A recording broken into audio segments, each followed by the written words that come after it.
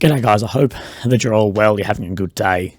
Today the video I want to go over, I can't show a lot of the video because of its nature and YouTube would just completely ban me. Although media is exempt of some rules in the mainstream as far as on television and newspaper, whatever, YouTube's codes and laws have not kept up with that for this. So on a platform like this, I can't show that, but this video is very easy to find online, Telegram, etc.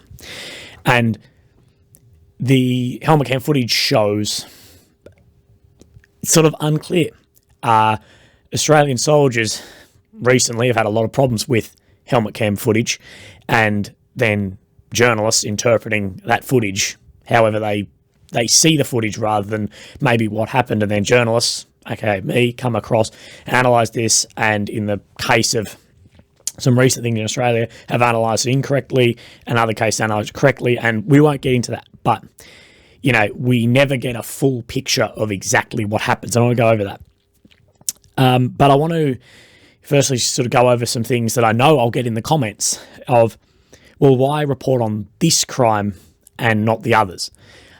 And, well, I think I have reported and told and interviewed people who speak about heinous crimes from the Russian side, and showing crimes on the Ukraine side doesn't disregard the crimes Russia has done. It doesn't make those crimes fine. It doesn't do anything. They can both exist and both be. You can both say that is wrong, empirically wrong. It doesn't matter who did it, it doesn't matter the political stance, whatever, that is wrong. And I think one of the reasons too, and why I'm reporting on things like this, is because a lot of the mainstream won't. Now, I did look into this, and Al Jazeera, who have a small article on it, and there was another one, I can't remember who they were, but they had a small article on it.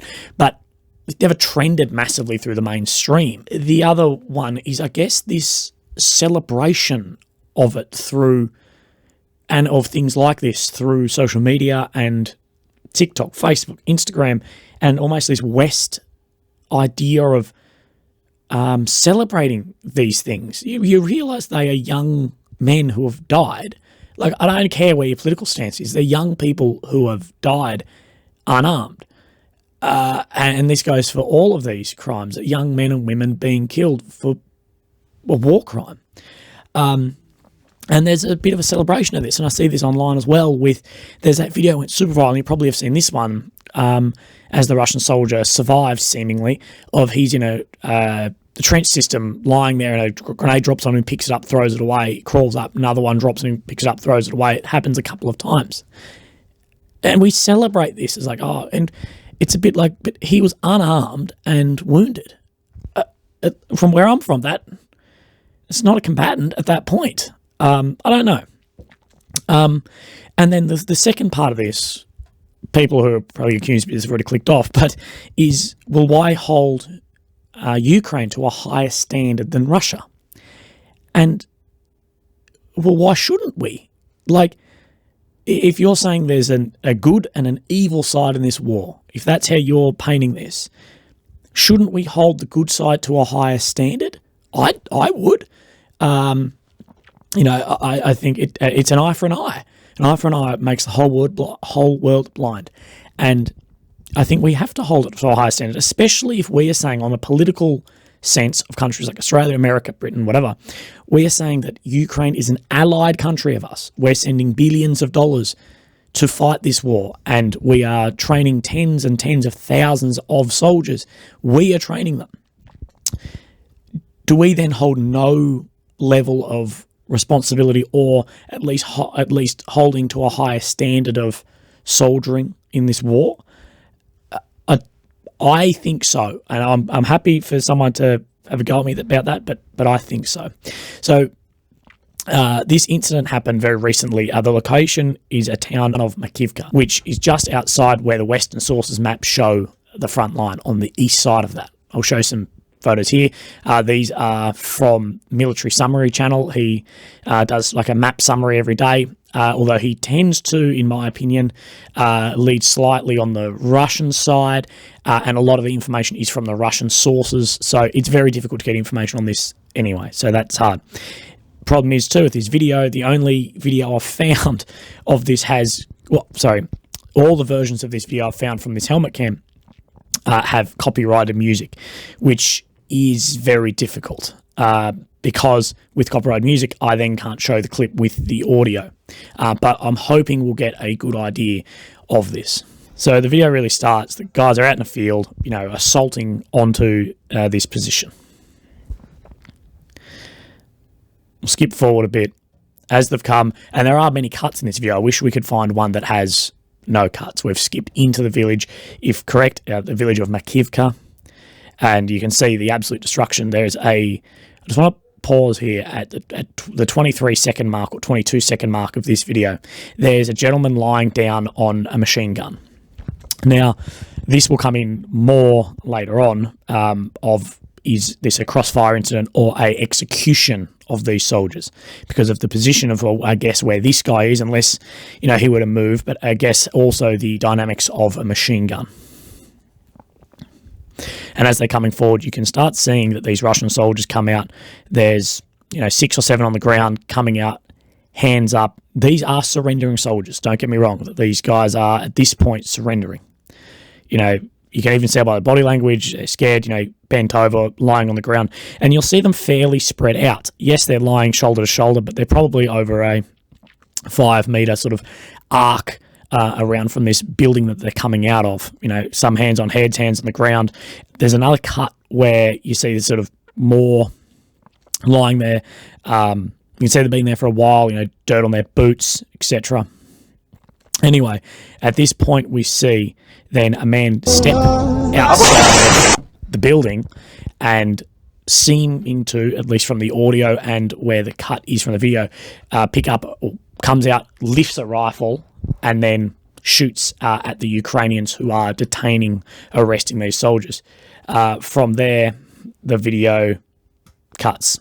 And that's the end, because as he comes out, you see the GoPro go down, unsure if this Ukrainian soldier was hit or killed or what happened. But then the next video I've come out is from a drone.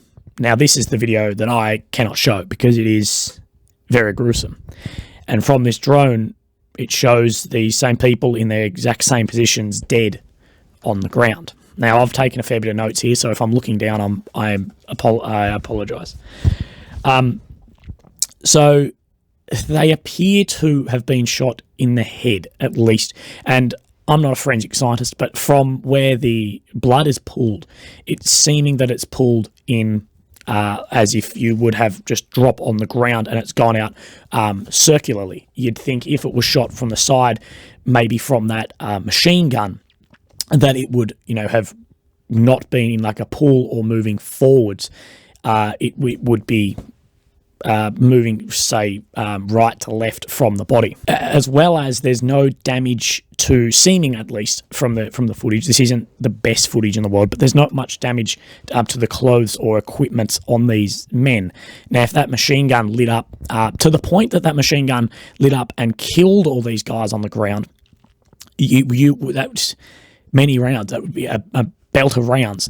That there would be, I believe, definitely visible signs of torn clothing, other signs of wounds in legs and arms, things like that. You'd have blood patches through the clothes. And from a rifle point of view, you're just not going to be able to kill all those guys in a burst, at least. If you lift a rifle at, you know, that soldier came out of that building 5-6 meters away, lift his rifle. You lifting your rifle to hit that, people haven't done much shooting at ranges like that. You're looking at, well, your targets are within, well within an A4 piece of paper. And I guarantee you, I could get you on a rifle, an AK, whatever type of rifle, and very quickly you'd be hitting something like that. So the aim of being 5 meters, 6 meters off target when your target has risen only 5-6 meters in front of you is, in my opinion, definitely very unlikely, as well as this video that we've seen of these Russians on the ground allegedly executed. There's no aid rendered to these guys. And what I mean by that is there's no tourniquets on, there's no bandages, there's nothing. And not even any of where their hand placement is trying to do it almost from self-aid. And the reason I bring this up is if that machine gun, and I feel like that is the most likely weapon here to have been used that makes the most sense. The machine gun, I guess, sort of on the flank of where the video has been filmed, seemingly. If that kicked up from being on the ground, and this is something that maybe people don't understand, machine guns are fired primarily from the ground. Yes, you can fire a machine gun, a PKM, a saw, or whatever, from standing in the shoulder, but then they're not fired like that often. You would get to a position on the bipods on the ground and shoot like that. You're shooting from the same level as these guys, and machine guns being on the ground stabilized are even more accurate again than just shouldering a weapon and shooting. But a machine gun like that, especially being at the same level of these guys, what are the odds of you hitting all of them and killing them seemingly instantly, because none of them have moved from their position, none have rendered aid, whatever. It would be a lot more likely for these 10 plus soldiers to have had some that are wounded. And people will say, well, why would they render aid? Well, you have to render aid to wounded combatant. Well, once they become non-combatants, they're not a threat to you anymore.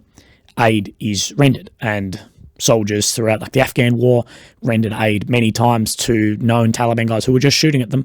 Then they became a non-combatant. So what do I believe? And this is tinfoil hat and could be wrong. I believe that this was an execution. We have seen, videos before of this happen.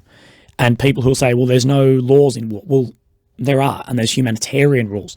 And we pull Russia up on it all the time. And if we want to say that there's no laws in war, there's no laws in war, we can't condemn what Russia has done in places like Bucha and Irpin and Kharkiv and Severodonetsk. We can't condemn that. At the end of the day, we can't just nitpick where our political stance is for when people get killed and burned and mass graves and all of this. So if we have a standard, we need to say where that standard is, and it needs to apply to everyone.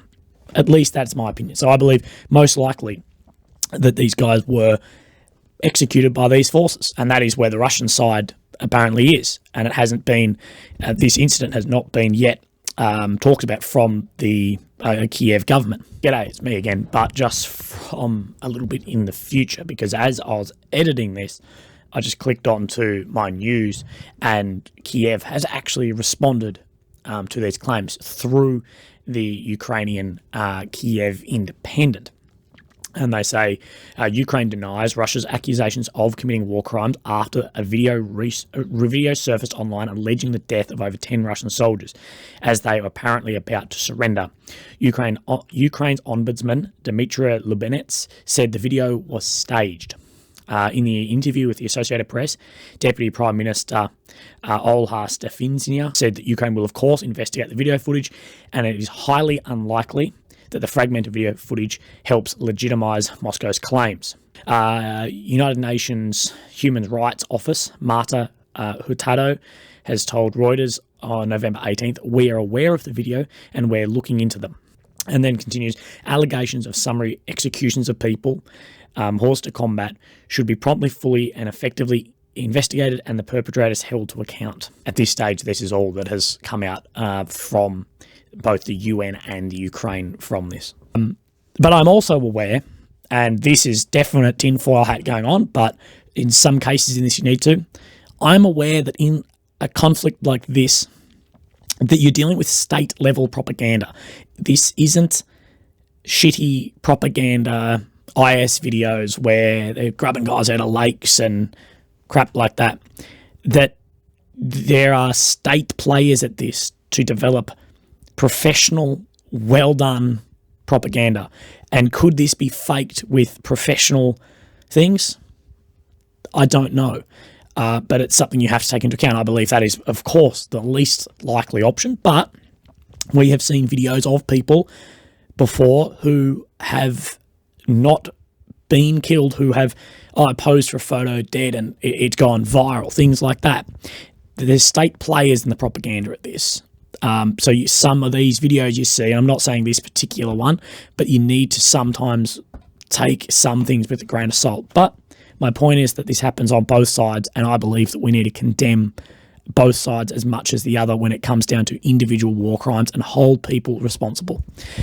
I believe we should hold President Bush of the United States as accountable for war crimes in Iraq, as we will hold President Putin accountable for war crimes committed in Ukraine. And we should also hold for things in other countries where it has been done. But at the end of the day, the victors don't get held accountable. America was never held accountable for things that happened in World War II in Iraq and whatever, and they never will be. And it's the same scenario playing out here. But I believe on an individual level, maybe on a country level, but at an individual level, if Russian soldiers have been convicted of war crimes already in this war, then, in an individual soldiering level, if individual soldier has committed war crime, whatever, I don't care what country you're from. I don't care where my political standpoint is. You should be held accountable for your actions. So that's my bit of rant and my, analysis of this situation. I'm sorry if this went on for a little bit long, but I hope you've got a great day. I'll keep up to date with this war and what's going on, and I'm going to start branching into other conflicts around the globe as it's happened. And there will be a remake, I believe, of the video I released yesterday, as I've had some professional chemical, biological, radiation, nuclear experts reach out to me and maybe nitpick some things. Not this is wrong, that's wrong. So we'll redo that. But thank you very much. Have a great day. Look after yourselves and stay safe.